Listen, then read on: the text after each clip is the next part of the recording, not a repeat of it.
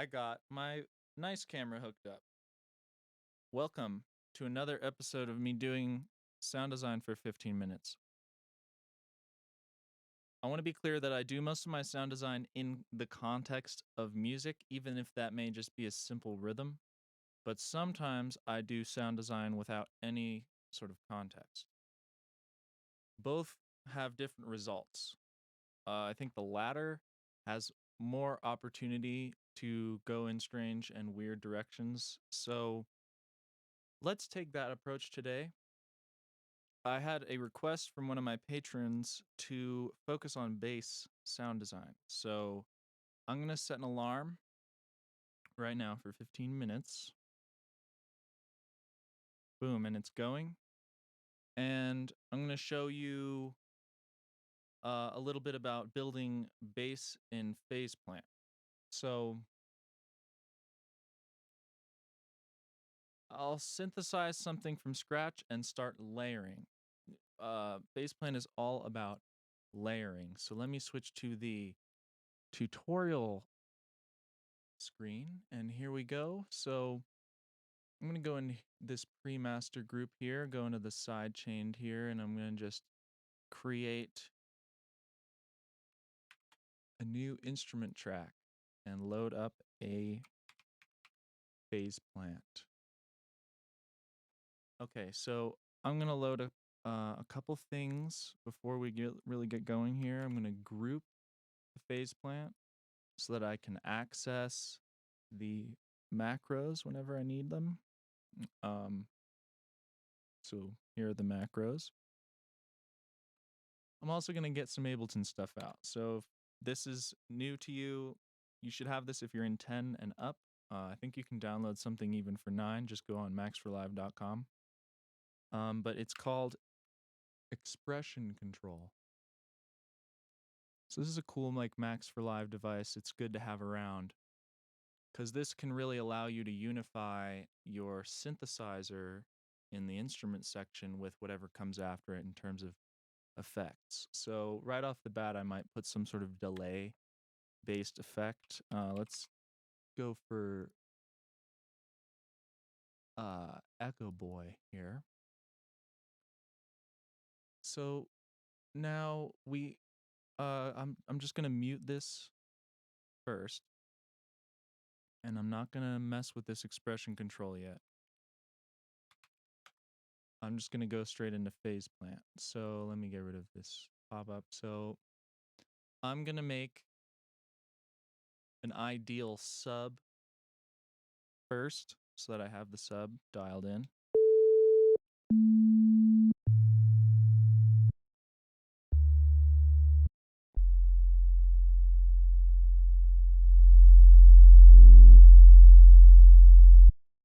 So sometimes a sine wave is plenty. But something I found really great is this wavetable, which is available in my Patreon. I can show you how to make it, but I'll show you what it looks like. So full blend third harmonic sine wave. So if we open up the editor view here and we scan through, you can see that it's from a complete clean sine through to that third harmonic being as loud. And you've noticed that you can notice if I go here, I've rotated the phase to get the relationship as square as possible. What I mean by that is watch here, the waveform oscilloscope. See how these two humps, they're pretty even. One's not lower than the other and all out of phase. Their phase relationship has been adjusted for optimum loudness. And if you want more detail on that subject, Mr. Bill has a video. I learned how he does this with Ableton's operator, and I just applied it in wavetable land. So I made this by just going in here and using this wavetable creator. And that might be an interesting place to start. So usually I'll have a sub for bass stuff, and I can dial in however much of that third harmonic I want sitting above that sub. So if we look here on a Pro Q,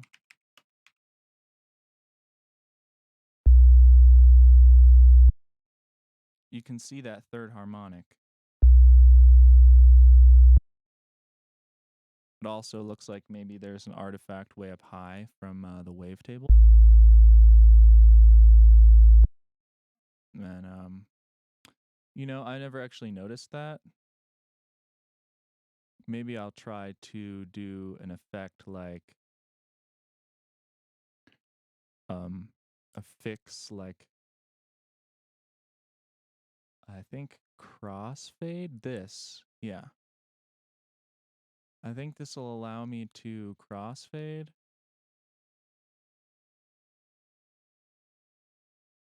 So I wonder if that got rid.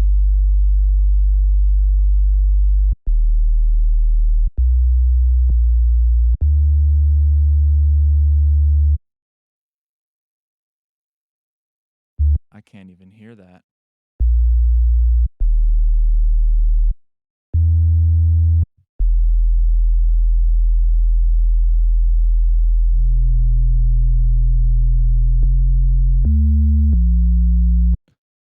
So the next thing that I implement here is just some simple modulation to allow me to control this in a more optimal way. So I'm going to grab this note, and this is like key track, and I'm going to map this to the gain of my sub oscillator in reverse. So what this means,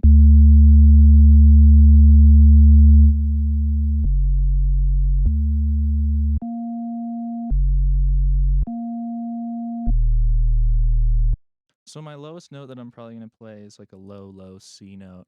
And I want that to be the loudest one.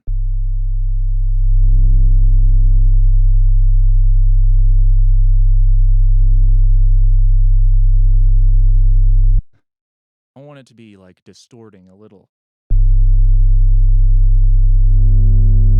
And I can also dial in a bit more of this third harmonic. Then up high. And you can see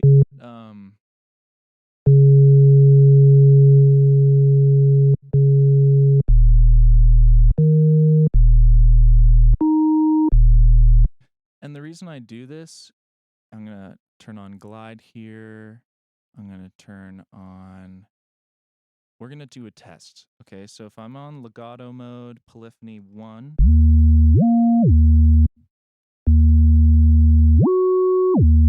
you see how the volume goes down? Watch the oscilloscope.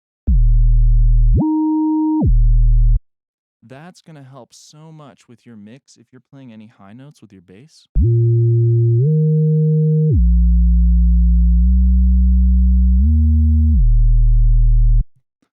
It works this way so well because of the Fletcher-Munson curve. And what the Fletcher-Munson curve shows is that our sensitivity is not linear. We're more sensitive in the upper ranges of our hearing. So there's a curve that rolls off. So something that has its fundamental loudest frequency at 30 hertz, way down low in the sub range, and say it's 20 dB, if we hear that same exact note but played like 4 or 5 octaves up, so that the loudest part of that frequency is now up in the upper range, like 200 or even 3K, it's going to sound way louder even if it's being played at the same 20 dB level. So I'm compensating for that with my sub. And if you've noticed, I noticed this on big systems that when people would slide up to higher notes like that, the fucking subs would be hitting way too hard. And it's because it was probably playing the same loudness. It wasn't varying a dB or two, and that's all it takes. Because when you spread the range 100% like this across the gain, it's only varying a few dB, between an octave. But yeah, so that's the first concept to kind of be aware of. We have 6 minutes left, so I'm going to now just put another group. And this is what's so great about PHASEPLANT, is that it allows you to group things up and then send them to different lanes. So this one is going to be like our texture or noise. And in here, I like to have a noise generator because this is a long enough loop that you don't actually hear it looping. Digital noise is actually an incredible resource, and it has this beautiful stereo and slope functions. And then we have samplers as well. So sometimes I like to have a sampler and a noise in the same group, and then you just have to put an output. And here is the second concept that I use in PHASEPLANT building bases all the time, which is key-tracked high-pass filters to allow the sub to remain as clean as possible. So you can take this note and you can map it 100% to the cutoff, and they design these filters to track in Eurorack world what you would call volt per octave. But in software land, it's just key track filtering. So what that means is that if I boost this resonance, I can actually tune this noise. So check this out.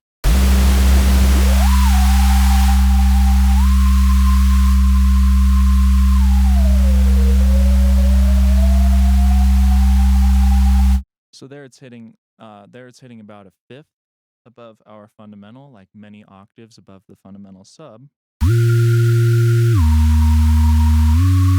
So it's actually like a chord. So this is cool to be able to track volt per octave. If this wasn't tracking, check this out. It's stuck in one place. So very cool thing to do.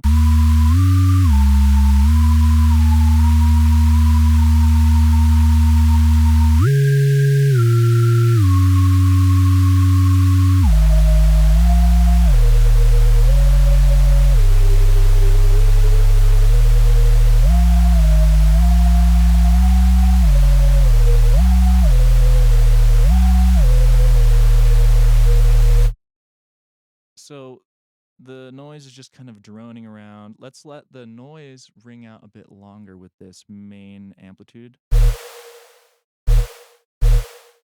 And let's give it a little tail too.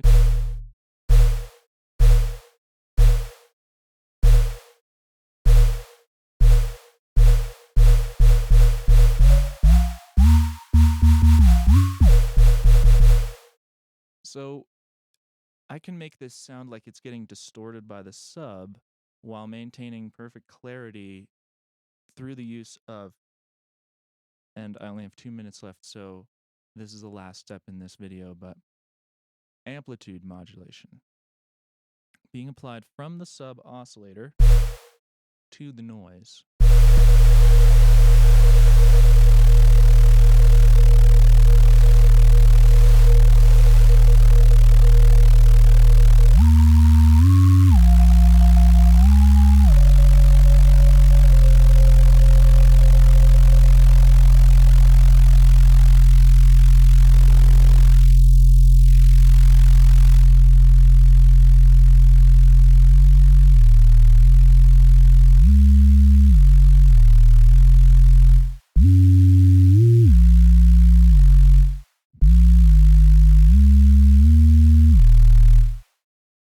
And you can either do that, or maybe we'll take it off and we'll use an operator. So anytime I put a wavetable underneath the output and then it has no output, that means it's an operator. It's not actually an audible oscillator. It's an inaudible oscillator, and we're going to use it to apply modulation to the audible oscillator.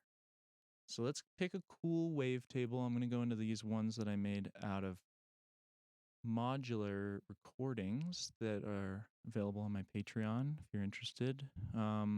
Really like this one lately. I don't know why. It's a cool one. So let's use this instead.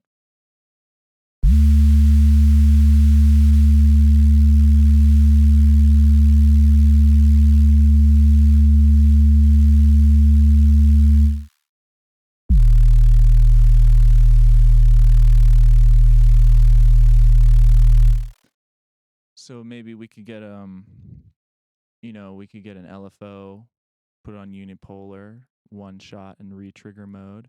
And this will turn it into an envelope, and we could maybe apply an envelope shape to the operator that is doing the modulation to the noise.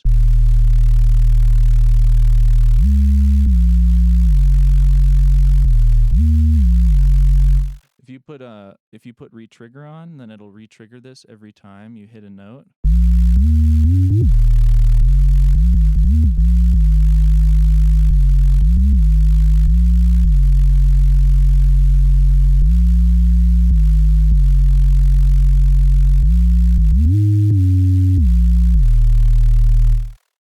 So it's just, you know, that rattlesnake bass.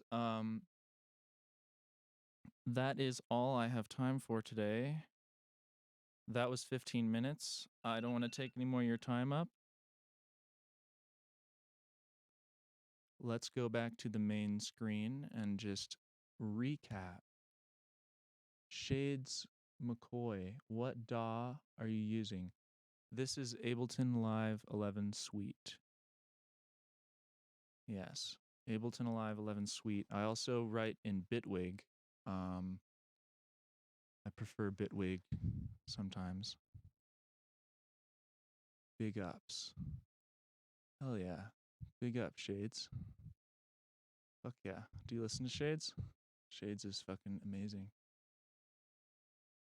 Yeah, well, if you're still around, maybe I'll just keep going here. Let me stop my recording because I'm actually recording that as well.